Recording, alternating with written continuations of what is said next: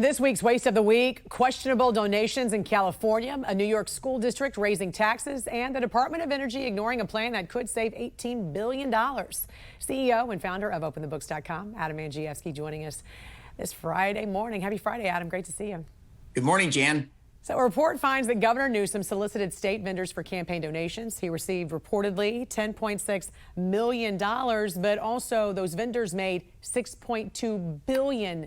Break down this investigation for us. What did you find?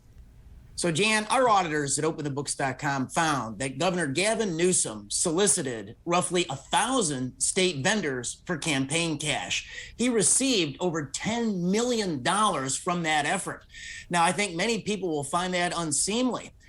For example, it's 40% of his cash on hand. Right now, his campaign fund has $24 million, and $10.6 million of it came from state vendors. Those vendors, as you said, received billions just last year out of the state checkbook.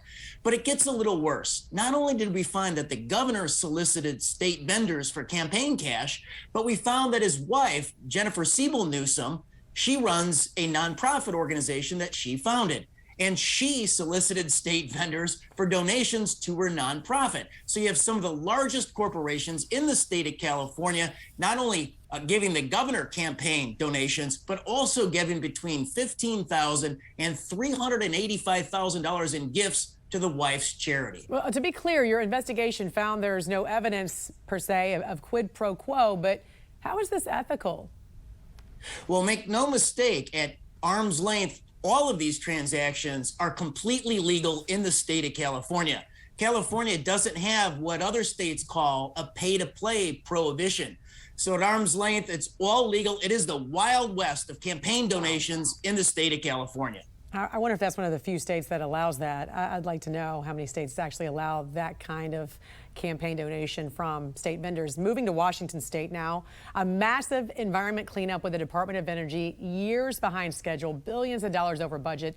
And your organization found $18 billion could have been saved on this project if it followed recommendations by the U.S. Government Accountability Office. Tell us more about this. Why hasn't this cleanup been completed, and why weren't these recommendations followed? Well, it's a tremendous amount of taxpayer money at stake. It's at the Hanford, Washington State nuclear facility where they used to manufacture weapons-grade nuclear materials. And there's a lot of material that's buried in the ground, 54 million gallons of this nuclear waste material in 177 containers.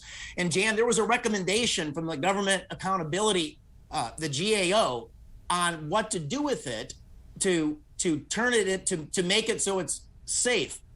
And it was to grout it, to immobilize it, to encase it in concrete. But that's not the plan that they're following because of the bureaucracies at the federal, state, and local levels.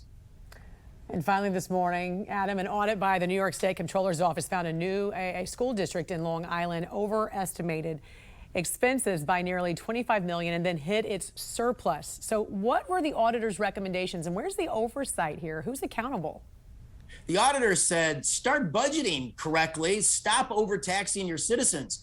It was an audit from the Comptroller's Office in the state of New York covering the years 2017 through 2021, when they just taxed too much and they put too much money in surplus. So I think the accountability has to stop with the superintendent and the school board. Jan, during that period, we looked at the superintendent's salary, and it went up from $237,000 up to $261,000 during that period.